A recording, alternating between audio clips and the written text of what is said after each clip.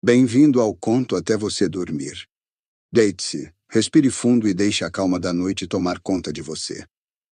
Antes de começarmos, quero saber que horas e onde vocês estão assistindo este conto.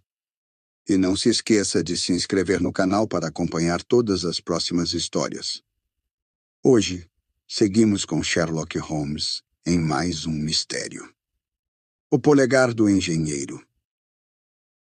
De todos os problemas que têm sido submetidos ao meu amigo Sherlock Holmes, durante os anos da nossa convivência, apenas em 2 deles fui eu, o intermediário que os levou ao seu conhecimento. O do polegar do Sr. Hatterley e o da loucura do Coronel Warburton. Desses 2, pode ser que o último oferecesse campo de ação mais amplo para um observador astuto e original. Mas o outro foi tão estranho na sua concepção e tão dramático nos seus pormenores, que é mais digno de ser recordado, embora fornecesse menos oportunidade para os métodos dedutivos de raciocínio que meu amigo usa e devido aos quais consegue tão maravilhosos resultados. Creio que a história já foi contada mais de uma vez nos jornais, mas todas as narrativas perdem grande parte do seu interesse quando apresentadas em meia coluna de jornal, ao contrário do que sucede com um relato pormenorizado dos acontecimentos, que nos permite seguir cada nova pista e ver o mistério desvendar-se aos poucos. Naquele tempo, as circunstâncias desse caso deixaram em mim profunda impressão. E, mesmo passados 2 anos, seu efeito pouco enfraqueceu. Foi no verão de 1889, logo depois que me casei, que ocorreram os fatos de que vou falar agora. Já havia deixado a vida militar e regressado à profissão civil, deixando Sherlock Holmes sozinho nos aposentos da Baker Street, embora frequentemente o visitasse e ocasionalmente procurasse convencê-lo a deixar seus hábitos boêmios e a ir visitar-nos. Minha clientela tinha aumentado bastante. E como eu morava perto da estação de Paddington, tinha alguns clientes entre os empregados da estrada de ferro. A um desses curei de uma doença dolorosa e longa, e ele nunca se cansou de fazer propaganda a meu favor, mandando-me todos os doentes que lhe apareciam e sobre os quais tivesse alguma influência. Um dia, antes das 7 da manhã, fui acordado pela empregada, que batia à minha porta, dizendo que 2 homens tinham chegado de Paddington e estavam à minha espera no consultório. Vesti-me apressadamente, porque sabia por experiência própria que casos vindos da estrada de ferro eram quase sempre urgentes. Desci às pressas e encontrei meu velho aliado, o guarda, que saiu da sala de espera e, fechando a porta atrás de si, me disse: "Tenho-o ali", cochichou, apontando com o dedo por cima do meu ombro. "Ele está bem." "O que há, então?" perguntei, porque seus modos indicavam que havia uma criatura estranha fechada no meu consultório. "É um cliente novo", respondeu. "Achei melhor trazê-lo eu próprio. Assim não podia escapulir. Lá está ele, são e salvo. Agora preciso ir, doutor. Meus deveres estão à minha espera." E lá se foi, sem me dar a oportunidade de lhe agradecer. Entrei no consultório e encontrei um cavalheiro sentado perto da mesa. Estava discretamente vestido com um terno de casimira e colocara o boné sobre meus livros. Era jovem, de uns 25 anos, rosto forte, mas estava muito pálido, e deu-me a impressão de se encontrar sob grande agitação, precisando de todas as forças mentais para se controlar. Além disso, um lenço manchado de sangue envolvia-lhe uma das mãos. "Sinto acordá-lo tão cedo, doutor, mas sofri um acidente muito grave esta noite. Vim de trem agora de manhã, e ao indagar em Paddington, onde podia encontrar um médico, um camarada bondoso trouxe-me até aqui. Entreguei meu cartão à empregada mas vejo que ela o deixou sobre a mesa. Peguei-o e li. Victor Hatherley, engenheiro hidráulico, Victoria Street, 16A, terceiro andar. Era o nome, a profissão e o endereço do meu cliente daquela manhã. Sinto tê-lo feito esperar, disse-lhe eu, sentando-me na cadeira da biblioteca. Chegou de uma viagem noturna e compreendo que é uma coisa muito monótona. Oh, minha noite não foi nada monótona, disse ele, rindo a valer. Todo o meu instinto médico despertou com aquela risada. Pare com isso, exclamei. Acalme-se. E dei-lhe um pouco de água. Não adiantou, porque ele recaiu de novo no histerismo, dando provas de uma natureza forte que se liberta depois de grande tensão de espírito. Daí a pouco voltou ao estado normal, muito cansado e envergonhado. Portei-me como um idiota, exclamou ofegante. Nada disso. Beba. Despejei um pouco de conhaque na água e a cor começou a voltar ao rosto dele. Agora estou melhor. E talvez o doutor possa curar o meu dedo. Ou melhor, o lugar onde estava o dedo. Desatou o lenço, estendeu a mão e, embora habituado a ver coisas dessa natureza, chocou-me os nervos olhá-la. Havia 4 dedos salientes e uma superfície medonha ao lado, como uma esponja vermelha, onde estivera o polegar que fora arrancado ou cortado na base. Céus! Exclamei. É uma ferida horrível. Deve ter perdido muito sangue. Sim. Perdi os sentidos quando isto se deu. Creio que fiquei desmaiado bastante tempo. E quando voltei a mim e percebi que ainda estava perdendo sangue, amarrei o lenço bem apertado no pulso e apertei-o mais ainda com um pauzinho. Excelente. Você devia ter sido cirurgião. Faz parte da hidráulica, não é? Tive sorte de saber disso. Este corte foi feito com um instrumento muito pesado e cortante, sugeri, examinando o corte. Com uma machadinha. Foi acidente, suponho. Nada disso. Que? Um ataque sanguinário? Exatamente. O senhor horroriza-me com isso. Lavei, esterilizei e depois atei a ferida, cobrindo-a de algodão e gaze, embebidas em ácido bórico. Ele não se mexeu, embora mordesse os lábios de vez em quando. E agora, está melhor? Perguntei ao terminar. Excelente. Com o seu conhaque e seu curativo, sinto-me outro homem. Estava excessivamente fraco, sofri muito. Talvez seja melhor não falar sobre o assunto agora, pode ficar nervoso. Oh, não, agora não. Preciso contar minha história à polícia. Mas cá entre nós, se não fosse a prova convincente deste ferimento, duvido que acreditassem na minha narrativa, porque é por demais extraordinária e não tenho quase nada para comprová-la.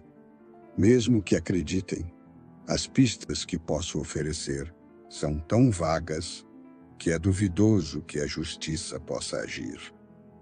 Ah, exclamei.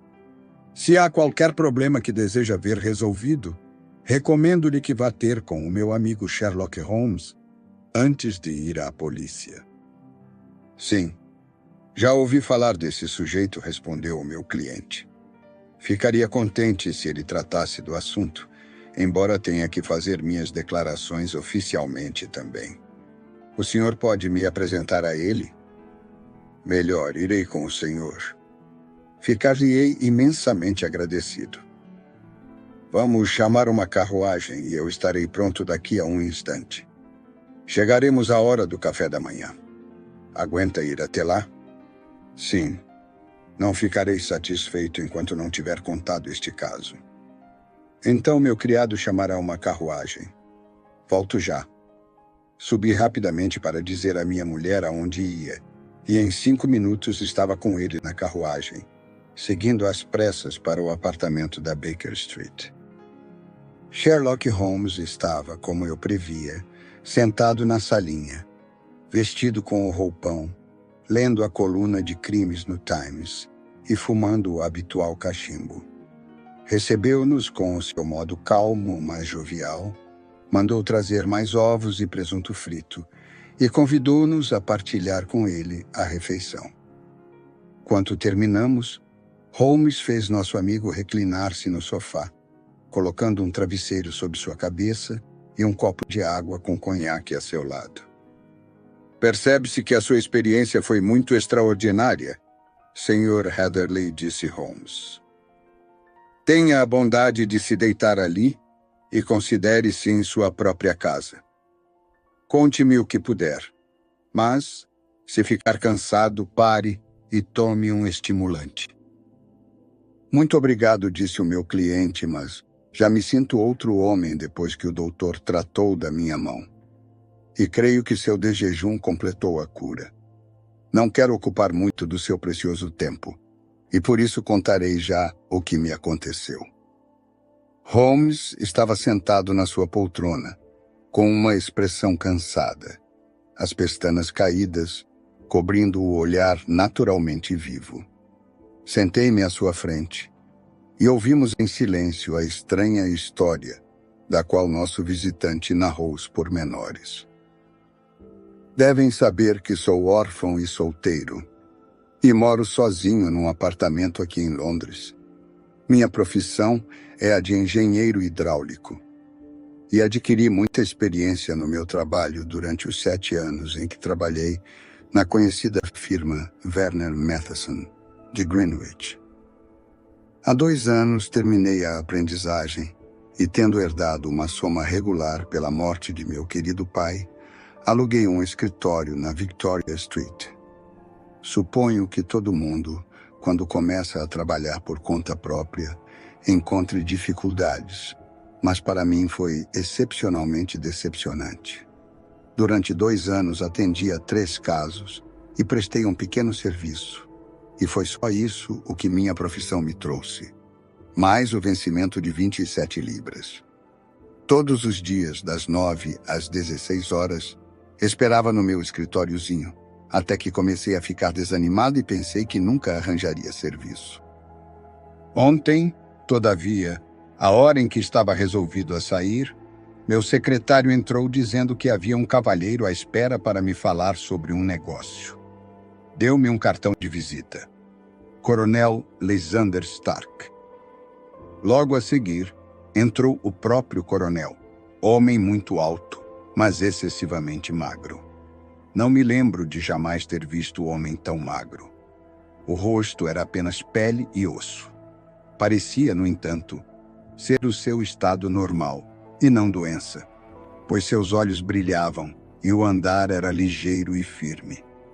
Vestia-se bem, embora de maneira simples. Julgo que deveria andar pelos 40 anos. Sr. Heatherley? Perguntou com um sotaque alemão. Foi-me recomendado como sendo pessoa não só eficiente na sua profissão, mas discreto e capaz de guardar um segredo. Fiz-lhe uma vênia, sentindo-me lisonjeado, como aconteceria com qualquer jovem que recebesse tal cumprimento.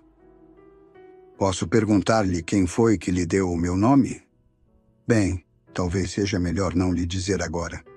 A mesma pessoa também contou-me que é órfão, solteiro e mora sozinho em Londres. Está certo, respondi. Mas o senhor há de me desculpar se lhe digo que não vejo. No que isso tudo tem a ver com minhas qualidades profissionais, pois imagino que é sobre um assunto profissional que o senhor deseja falar comigo. Sem dúvida. Mas verá que tudo quanto digo tem relação com esse ponto. Tenho um trabalho para o senhor, mas é essencial que se guarde sigilo absoluto. Compreende que isso é mais fácil de se esperar de um homem só do que de um que vive no seio da família. Se prometo guardar segredo, pode contar que o farei. Olhou-me severamente e pareceu-me que nunca tinha visto olhar tão suspeito e interrogativo. Então promete? Perguntou ele por fim. Sim, prometo. Silêncio completo e absoluto, antes, durante e depois? Nenhuma referência ao negócio, por palavra ou por escrito? Já lhe dei a minha palavra. Muito bem. Levantou-se de repente e, atravessando a sala como um relâmpago, abriu a porta. Não havia ninguém no corredor. Está muito bem, disse ele, sei que os secretários são às vezes muito curiosos quanto aos afazeres dos seus patrões. Agora podemos conversar com segurança. Puxou sua cadeira para perto da minha e começou a olhar-me de novo daquele modo inquisitorial e pensativo. Um sentimento de repulsa e talvez de medo começou a crescer dentro de mim com os movimentos estranhos daquele magricela. Nem mesmo o receio de perder um cliente me impedia de mostrar minha impaciência. Faça o favor de dizer qual é o trabalho, senhor, disse eu. Tempo é dinheiro. Deus me perdoe por esta última sentença, mas as palavras brotaram espontaneamente. Como seria se pudesse ganhar 50 guinéus numa noite? Serviria? Ótimo.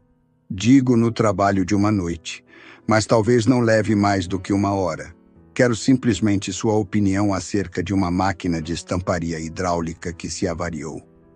Se o senhor nos mostrasse a causa da avaria, nós próprios a consertaríamos. Que pensa de um trabalho assim? Parece ser leve e o pagamento é bom. Precisamente. Queremos que o senhor venha ter conosco hoje à noite pelo último trem. Onde? Em Eyford, no Berkshire. É um lugarejo perto dos limites de Oxfordshire, a 11 quilômetros de distância de Reading. Há um trem que sai de Paddington e chega lá às 23h15. Muito bem. Estarei à sua espera numa carruagem. Há necessidade de andar de carruagem, então? Sim. Nosso lugarejo fica bastante longe, no campo, 11 quilômetros da estação de Eyford. Então não poderemos chegar lá antes da meia-noite. Suponho que não haja trem de regresso. Serei obrigado a permanecer lá a noite toda. Sim, mas podemos dar-lhe pousada. É desagradável. Não poderia ir a 1 hora mais conveniente? Achamos melhor que o senhor venha tarde. É para recompensá-lo de qualquer inconveniente que lhe vamos pagar tanto, embora seja jovem, desconhecido e não tenha o mesmo valor dos profissionais mais experientes. Todavia, se não quiser aceitar o negócio, está a tempo de recusar.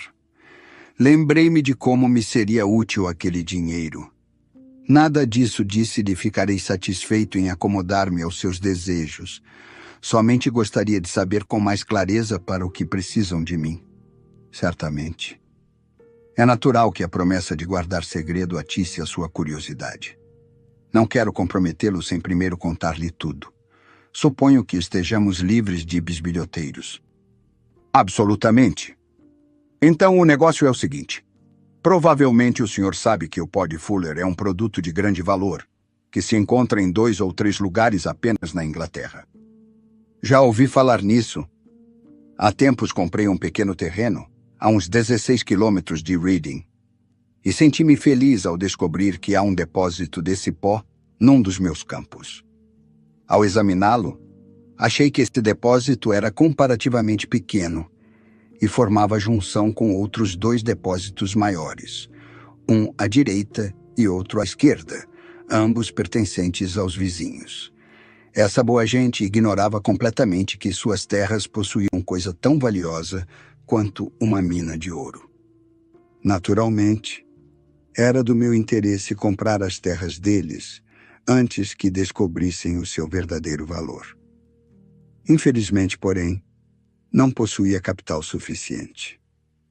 Contei meu segredo a alguns amigos e eles sugeriram que trabalhássemos calados e secretamente no nosso próprio depósito, e desse modo ganhássemos o dinheiro que nos habilitaria a comprar os campos vizinhos. É o que estamos fazendo há já algum tempo, e para facilitar nossas operações montamos uma prensa hidráulica. Essa máquina, como já disse, avariou-se e desejamos sua opinião a respeito dela. Temos guardado nosso segredo muito zelosamente, porque uma vez descoberto, viriam os engenheiros hidráulicos à nossa casa, que logo atrairiam investigadores. E então, sabendo dos fatos, os vizinhos já não nos venderiam seus terrenos e teríamos que dizer adeus aos nossos planos. Por isso, obriguei-o a prometer que guardaria segredo sobre sua viagem a Eyford hoje à noite. Espero ter explicado bem. Entendi. O único ponto que não compreendi bem é por que precisam de uma prensa hidráulica para escavar esse pó, pois sempre ouvi dizer que é tirado com pá, como se tira a areia da mina. Ah, temos nosso processo particular. Comprimimos a terra em forma de tijolos para poder removê-los sem se saber o que contém. Depositei no Senhor a minha confiança, Sr. Heatherly, e mostrei-lhe até onde levo essa confiança. Levantou-se e disse: Estarei então em Eyford às 23h15. Muito bem, lá nos encontraremos. E nem uma palavra a ninguém. Olhou-me outra vez, e então, apertando minha mão na dele, que era fria e úmida, saiu apressadamente da sala. Bem, quando comecei a pensar calmamente sobre tudo isso, fiquei estonteado, como devem calcular, com essa missão que se me ofereceu tão repentinamente. Por outro lado, fiquei satisfeito porque o pagamento era pelo menos 10 vezes maior do que o que eu pediria se me fosse dado fixar o preço.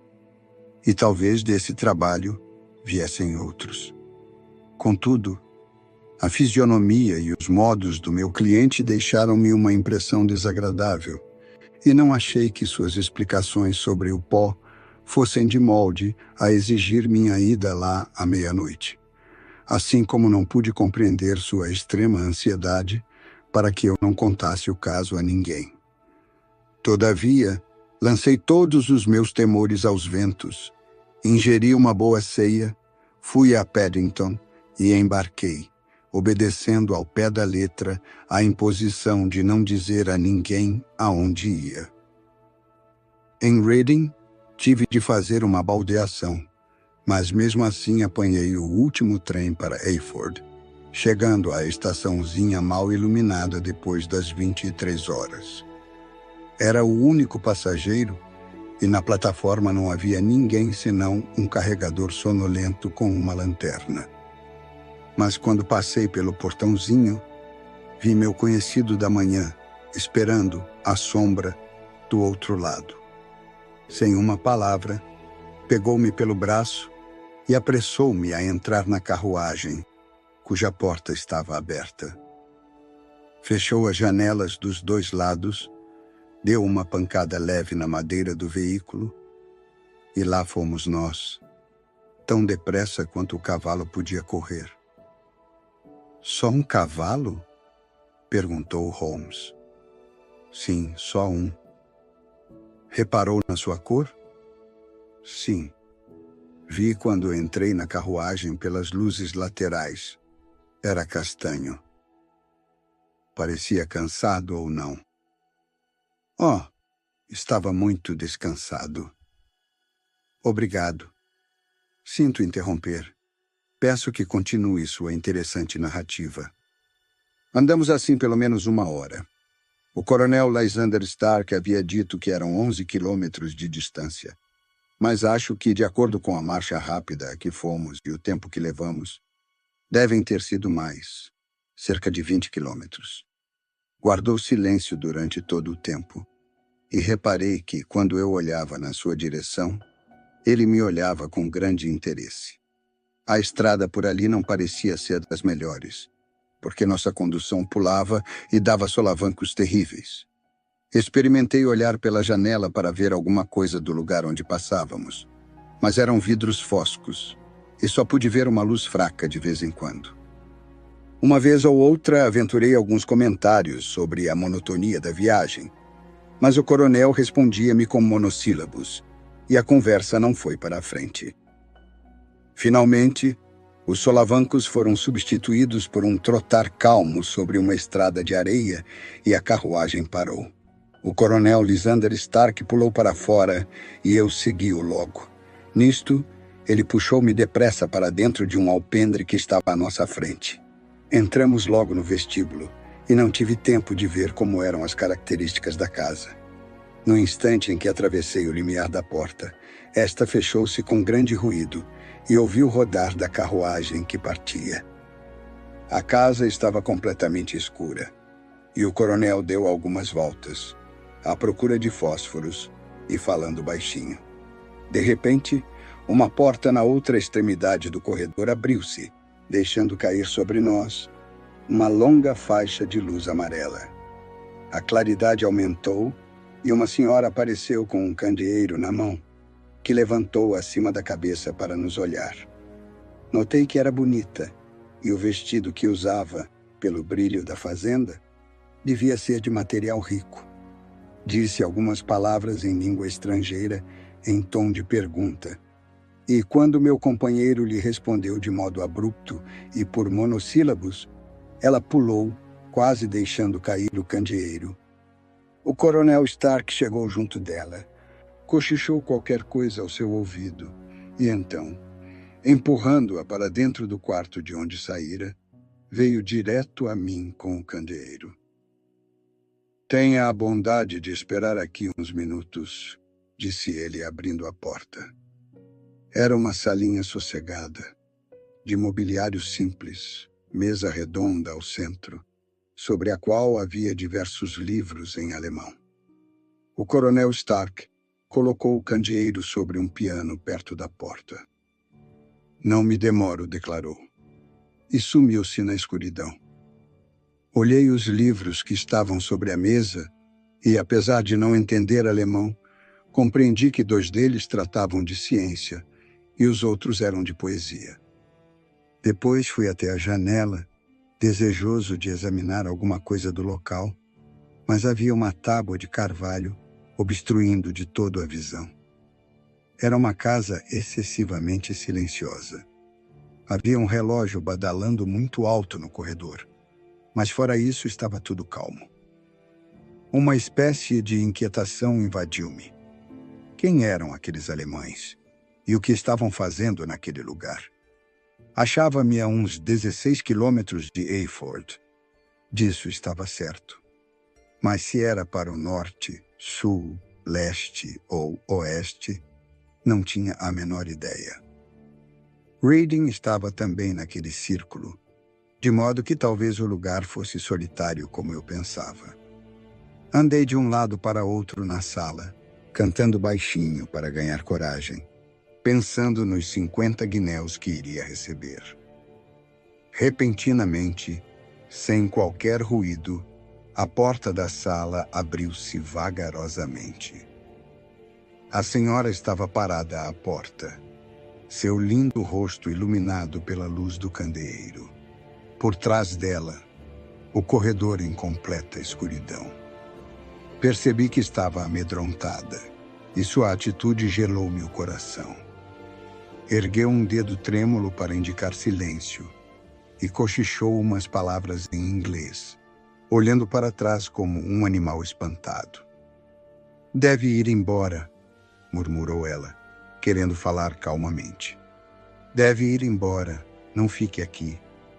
Não há nada de bom para você fazer aqui. Mas, minha senhora, ainda não fiz o serviço que vim fazer. Não posso retirar-me sem ver a máquina. Não vale a pena esperar, continuou ela, pode passar pela porta. Não há ninguém. E então, vendo que eu sorria e sacudia a cabeça, de repente deixou-se de rodeios e deu um passo para a frente, torcendo as mãos. Pelo amor de Deus, cochichou ela, saia daqui, antes que seja tarde demais. Eu, porém, sou por natureza teimoso e sinto-me mais disposto a entrar num empreendimento quando percebo algum obstáculo. Lembrei-me da recompensa prometida, do desconforto da noite de viagem. Tudo haveria de dar em nada? E por que havia de fugir sem fazer o trabalho e sem receber o dinheiro? Aquela jovem, pelo que via, Podia ser uma pobre louca. Recuperei, portanto, a coragem, embora sua atitude me pusesse nervoso. Mas sacudi a cabeça e disse que ficaria. Ela ia repetir os seus rogos, quando se ouviu o fechar de uma porta no andar superior e os passos de alguém que descia a escada. Ela escutou por uns instantes. Ergueu as mãos em atitude de desespero e sumiu silenciosamente, como aparecera. Os que chegavam eram o coronel Lysander Stark e um homem baixo e gordo, com barba no queixo, que me foi apresentado como o Sr. Ferguson. Este é o meu secretário e agente, disse o coronel. A propósito, pareceu-me que deixei esta porta fechada ainda agora. Lamento que esteja na corrente de ar. Pelo contrário, abri-a porque achei que estava um pouco abafado. Lançou-me um olhar de suspeita. Então é melhor que iniciemos o negócio já. O Sr. Ferguson e eu vamos subir juntos para lhe mostrar a máquina. Suponho que deva pôr o meu chapéu. Oh, não, ela está aqui em casa. O quê? Então o senhor cava o pó de Fuller dentro de casa? Não. Aqui ele é somente comprimido. A única coisa que queremos é que examine a máquina e diga-nos onde está a avaria. Subimos juntos. O coronel na frente com o candeeiro, o homem gordo depois, e eu atrás dele. A casa era um verdadeiro labirinto, com corredores, passagens estreitas e escadas em caracol, as portas baixas e os limiares gastos no centro pelas gerações que os haviam atravessado. Não havia tapetes nem sinal de mobília, a não ser no andar térreo. O reboco caía das paredes e a umidade penetrava, formando manchas verdes e insalubres. Esforcei-me por mostrar uma indiferença que não sentia, pois não me esquecera do aviso da senhora, e mantive bem à vista meus dois companheiros. Ferguson parecia ser um homem calmo e melancólico, mas percebi pelo pouco que falou que pelo menos não era estrangeiro. O coronel Lysander Stark parou por fim diante de uma porta baixa que abriu. Era um quarto pequeno e quadrado, onde mal caberíamos os três. Ferguson permaneceu fora e o coronel fez-me entrar. Estamos neste momento dentro de uma prensa hidráulica, e seria uma grande infelicidade para nós se alguém se lembrasse de pô-la em movimento. O forro deste pequeno compartimento é o fundo do pistão, que desce com o peso de muitas toneladas sobre este piso de metal. Lá fora, há pequenas colunas laterais de água que recebem, transmitem e multiplicam a força, como o senhor com certeza compreende. A máquina trabalha bem, mas enguiçou e já perdeu um pouco da força. Talvez o senhor, examinando-a, possa dizer-nos como consertá-la. Peguei o candeeiro e examinei a máquina minuciosamente. Era deveras gigantesca e capaz de exercer enorme pressão. Quando passei para o lado de fora e desci as alavancas que a controlavam, vi logo pelo som que havia um pequeno escoamento que permitia uma regurgitação de água por um dos cilindros laterais. Ao examiná-la melhor, vi que uma das fitas de borracha em redor da cabeça da barra propulsora havia encolhido tanto que já não servia de nada.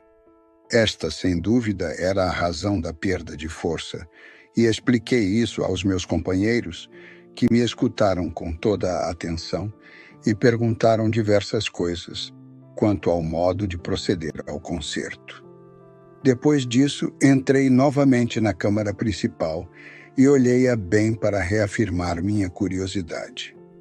Quanto à história do pó de Fuller, era mera fantasia, porque seria absurdo supor que uma poderosa máquina daquelas tivesse sido construída para um fim tão inadequado. As paredes eram de madeira, mas o assoalho parecia uma grande gamela de ferro. Baixei-me para ver exatamente o que era, quando ouvi uma exclamação em alemão e vi o rosto cadavérico do coronel olhando para mim. "O que está fazendo aí?" Senti-me aborrecido por ter sido enganado por uma história tão bem elaborada. Estava admirando o seu pó de Fuller, disse-lhe, e penso que poderia aconselhá-lo melhor se soubesse o verdadeiro uso da máquina. Deu um salto para trás, fechou a porta e virou a chave na fechadura. Pulei para a porta e puxei a maçaneta, mas estava trancada e não cedeu, apesar dos meus pontapés e empurrões. Ei, coronel! Ei! Gritei. Deixe-me sair! E então, subitamente, no silêncio que se fez, ouvi um som que me trouxe o coração à boca. Era o ruído das alavancas e o chiar do cilindro. Ele havia ligado o motor. O candeeiro ainda estava sobre o assoalho, onde eu o havia colocado para melhor examinar a gamela. Devido à luz, vi que o forro preto vinha descendo sobre mim, vagarosamente, irregularmente. Mas, como ninguém sabia melhor do que eu, com uma força que poderia, dentro de um minuto, moer-me e transformar-me numa polpa disforme. Lancei-me gritando contra a porta e quis arrancar a fechadura com as unhas, implorando ao coronel que me deixasse sair. Mas o clangor cruel das alavancas cobriu meus gritos. O teto estava apenas uns 60 centímetros acima da minha cabeça, e com a mão estendida, pude sentir a superfície áspera. Então, lembrei-me de que a dor da morte dependeria muito da posição em que estivesse, e resolvi deitar-me de bruços. Mas o peso cairia sobre a minha espinha, e estremeci ao pensar naquele horrível estalo. Talvez fosse melhor de outra maneira. Portanto, virei-me e olhei para cima. E vi aquela sombra fatal descendo sobre mim. Já não podia continuar em pé, quando vi qualquer coisa que me trouxe um raio de esperança ao coração. Já lhes disse que o assoalho e o teto eram de ferro e as paredes de madeira.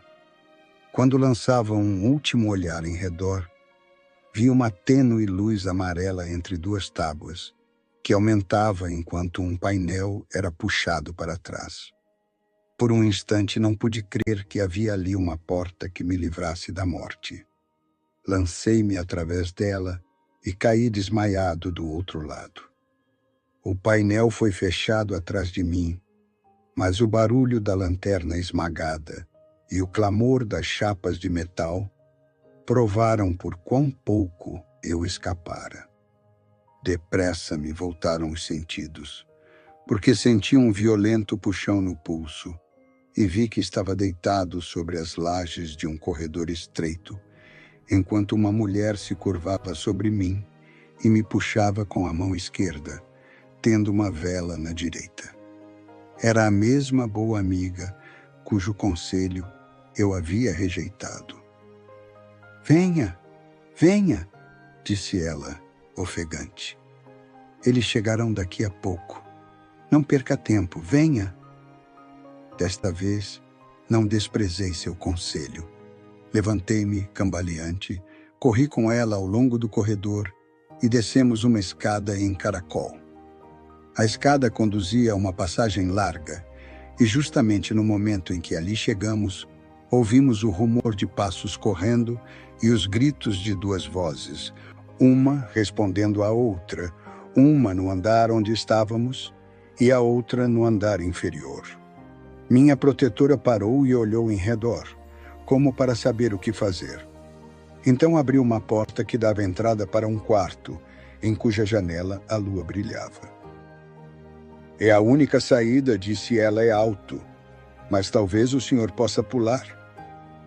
Enquanto ela falava, surgiu uma luz ao fundo da passagem e pude ver o corpo magro do coronel Lysander Stark pular para a frente com uma lanterna, numa das mãos, e uma arma, como se fosse um machado de açougueiro, na outra.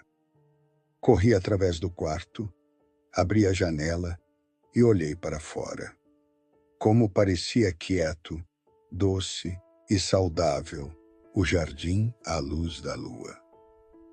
Mas não quis saltar até ouvir o que se passaria entre minha salvadora e o bruto que me perseguia. Se a visse sendo maltratada, eu voltaria a todo custo para protegê-la.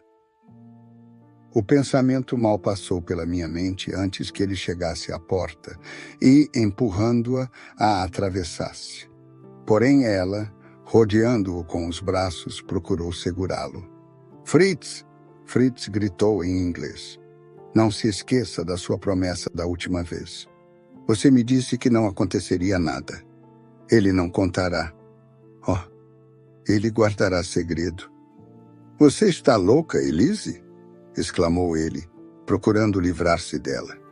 "Você será a ruína de todos nós." Ele viu demais. "Repito, deixe-me passar." Empurrou-a para um lado e, correndo até a janela, avançou para mim com sua arma. Quase me soltara do peitoril, mas continuava pendurado pelos dedos quando ele desferiu a machadada. Senti uma dor mortal, perdi o apoio e caí no jardim. Estava atordoado, mas não machucado com a queda. Portanto, levantei-me e corri até uns arbustos tão depressa quanto possível, porque compreendi que ainda não estava livre de perigo. De repente, enquanto corria, senti tonturas e náuseas. Olhei a mão que latejava dolorosamente e então vi que o polegar havia sido decepado e que o sangue jorrava da ferida. Esforcei-me por amarrar o lenço ao redor do dedo, mas senti um zumbido nos ouvidos e, no momento seguinte, caí desfalecido entre as roseiras. Quanto tempo assim fiquei não posso dizer, mas deve ter sido bastante, porque a lua tinha desaparecido no horizonte e uma bela aurora surgia quando recuperei os sentidos. Minha roupa estava toda ensopada pelo orvalho e a manga molhada de sangue. O latejar me fez recordar tudo o que havia acontecido naquela noite e pus-me de pé, pensando que talvez ainda não estivesse livre do perigo dos meus perseguidores. Mas, para admiração minha, quando lancei a vista em redor, não pude ver nem casa, nem jardim. Estivera deitado num ângulo da sebe ao lado da estrada, e logo abaixo descobri que era a estação a que havia chegado na noite anterior. Se não fosse a mão ferida, tudo o que havia acontecido durante aquelas horas terríveis poderia ser interpretado como um sonho mau. Meio estonteado ainda, entrei na estação e indaguei a respeito do trem da manhã. Haveria um em menos de meia hora para Reading. Vi que era o mesmo guarda da noite anterior que ainda estava de serviço. Perguntei-lhe se ouvira falar do coronel Lysander Stark, mas o nome era-lhe estranho. Perguntei-lhe se havia notado uma carruagem que estava à minha espera na noite anterior. Respondeu-me que não. Se havia um posto policial, só a 5 quilômetros dali. Era demasiado longe. Tão fraco e doente me sentia, que resolvi voltar para a cidade antes de procurar a polícia. Cheguei às 6 e pouco, fui primeiro à casa do doutor, e ele teve a bondade de me trazer aqui. O caso está nas suas mãos, e farei exatamente o que o senhor me aconselhar. Ficamos os dois em silêncio por algum tempo, depois de ouvir a narrativa. Então, Sherlock Holmes tirou da prateleira um dos volumosos livros no qual guardava os seus recortes. "Aqui está um anúncio que vai interessá-lo", disse ele. "Saiu em todos os jornais cerca de 1 ano atrás. Escutem. Desaparecido desde o dia 9 do corrente o Sr. Jeremias Hailing, de 26 anos de idade, engenheiro hidráulico. Deixou sua casa às 22 horas e nunca mais se soube dele. Estava vestido, etc, etc. Isso significa que foi a última vez que o coronel precisou que sua máquina fosse consertada, suponho." "Céus!" exclamou o meu cliente. "Então isso explica o que a jovem disse. Sem dúvida. Está claro que o coronel é um homem insensível e desesperado, que estava resolvido a que nada o estorvasse, como os piratas que não deixam viva alma no navio capturado. Bem, cada momento agora é precioso. Portanto, se sente com bastante força, iremos até a Scotland Yard, antes de partirmos para Eyford. Daí a umas 3 horas estávamos todos no trem, dirigindo-nos de Reading para a pequena aldeia de Berkshire. Éramos ao todo 5, Sherlock Holmes, o engenheiro, o inspetor Bradstreet, da Scotland Yard, um detetive e eu. Bradstreet havia estendido um mapa utilizado pela artilharia sobre o banco e estava ocupado com o compasso, desenhando um círculo, tendo como centro Eyford. Aqui está, disse ele. Aquele círculo cobre uma distância de 16 quilômetros da vila. O lugar que procuramos deve ficar perto daquela linha. Penso que o senhor disse 16 quilômetros, não? Levou 1 hora para chegarmos lá. E o senhor acha que eles o carregaram por todo aquele caminho de regresso, enquanto estava desmaiado? Devem tê-lo feito. Tenho uma vaga ideia de me sentir levantado e carregado para qualquer lugar. O que não posso compreender, disse eu, é porque lhe pouparam a vida quando o encontraram no jardim. Talvez o malvado do homem tivesse cedido aos rogos da moça. Duvido. Nunca vi um rosto mais diabólico na minha vida. Oh, logo o saberemos, disse Bradstreet. Bem, fiz o meu círculo. E só desejaria saber a que ponto dele devemos ir para encontrar as pessoas que procuramos. Penso que posso agarrá-las, disse Holmes. Francamente, disse o inspetor, você já formou a sua opinião? Vamos então e veremos quem concorda com o senhor. Eu digo que é para o sul, porque a região é menos povoada ali. Eu digo que é para leste, disse o meu cliente. Sou pelo oeste, disse o detetive, porque é onde há muitas aldeias calmas. Digo para o norte, exclamei, porque não há elevações, e nosso amigo disse que não sentiu que a carruagem subisse. Vamos lá, disse o inspetor. Rindo é uma grande diversidade de opiniões. Fechamos todo o círculo. Com qual de nós concorda o senhor? Estão todos errados.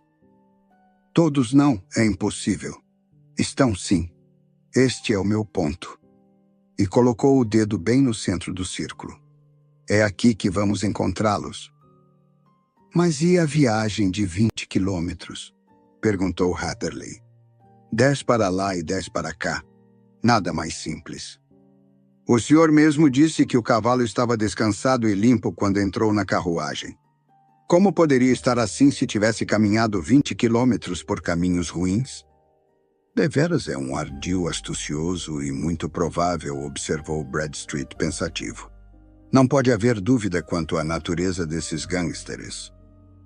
Nenhuma, disse Holmes. São fabricantes de moedas em grande escala e usam a máquina para formar a amálgama que utilizam em lugar da prata. Já nos avisaram de que há alguém fazendo isso, disse o inspetor. Fabricam meias coroas aos milhares. Já seguimos a pista deles até Reading, mas só até lá, porque encobriram o rastro. Agora, porém, com esta extraordinária coincidência, creio que os apanharemos finalmente. Mas o inspetor enganou-se, pois aqueles criminosos não estavam destinados a cair nas mãos da justiça. Quando o trem entrou na estação de Eyford, vimos uma gigantesca coluna de fumaça que subia por trás de um renque de árvores na vizinhança e que pairava como uma enorme pluma de avestruz sobre a paisagem. Um incêndio? Perguntou Bradstreet. Sim, senhor, respondeu o chefe da estação. Quando foi que começou? Ouvi dizer que foi durante a noite, mas aumentou e o local está todo em chamas. De quem é a casa? Do Dr. Becker. Diga-me, interrogou o engenheiro. O Dr. Becker é um alemão alto e magro de nariz fino? O chefe riu-se a valer. Não, senhor. O Dr. Becker é inglês E não há homem nesta paróquia que tenha os bolsos tão forrados de dinheiro. Mas com ele mora um cavalheiro, um cliente, creio, que é estrangeiro. E a ele é que fariam bem alguns bons bifes de Berkshire. O chefe ainda não havia acabado de falar e já estávamos a caminho, em direção ao incêndio. A estrada subia uma colina baixa, e ali, à nossa frente, encontrava-se um grande edifício, deitando fogo por todas as janelas e aberturas. Havia 3 carros de bombeiros no jardim, que se esforçavam em vão por extinguir as chamas. "É ali!" exclamou Hatterley, muito nervoso. "Lá está a estrada de areia, e lá estão as roseiras onde caí. Aquela segunda janela foi de onde pulei. Bem, pelo menos você vingou-se deles." Não pode haver dúvida de que o candeeiro de querosene, quando esmagado pela prensa, ateou fogo às paredes de madeira. Mas estavam tão empenhados na sua perseguição que não perceberam isso. Agora, observe bem para ver se seus amigos de ontem estão no meio desta multidão, embora eu pense que já se encontram a 150 quilômetros daqui. Os cálculos de Holmes foram confirmados, porque desde aquele dia até hoje nunca se ouviu falar do alemão, nem da linda jovem, nem do inglês melancólico. Pela manhã daquele mesmo dia, um camponês encontrara uma carroça conduzindo diversas pessoas e alguns baús grandes, que corria veloz em direção a Reading, mas dali em diante desapareceram todos os sinais deles. Até Holmes, com toda a sua engenhosidade, nunca pôde encontrar uma pista. Os bombeiros acharam muito esquisitas algumas das particularidades da casa, e ainda mais o fato de encontrarem um polegar humano sobre o peitoril de uma janela do segundo andar. À tardinha, seus esforços foram recompensados e subjugaram as chamas, mas o telhado já havia caído e o lugar fora reduzido a uma completa ruína. Exceto alguns cilindros retorcidos e canos de ferro, nada mais ficou da maquinaria. Grandes massas de níquel e lata foram encontradas num alpendre, mas nem sinal de moedas, pois, sem dúvida, tinham-nas levado nos baús a que se referira o camponês. A maneira como nosso engenheiro fora levado do jardim para o lugar onde se encontrava, ao recuperar os sentidos, continuaria um mistério, se não fosse o que a Terra Mole nos contou. Fora transportado por 2 pessoas, uma das quais tinha pés pequenos, e a outra, pés excepcionalmente grandes. É possível que o inglês calmo, sendo menos atrevido e menos sanguinário do que seu companheiro, tenha auxiliado a jovem a levar o rapaz inconsciente para fora do perigo. "Bem", disse o nosso engenheiro tristemente, enquanto nos sentávamos no trem de regresso a Londres. "Foi um negócio muito mau para mim. Perdi o polegar, perdi 50 guinéus, e que foi que ganhei?" "Experiência", disse Holmes rindo. "Indiretamente pode ser de muito valor. Só precisa colocá-la em palavras para ganhar fama de ser um excelente companheiro para o resto da vida." Obrigado por ouvir até o final. Se inscreva no canal, conto até você dormir, e deixe nos comentários qual história você gostaria de ouvir na próxima vez. Boa noite e até o próximo conto.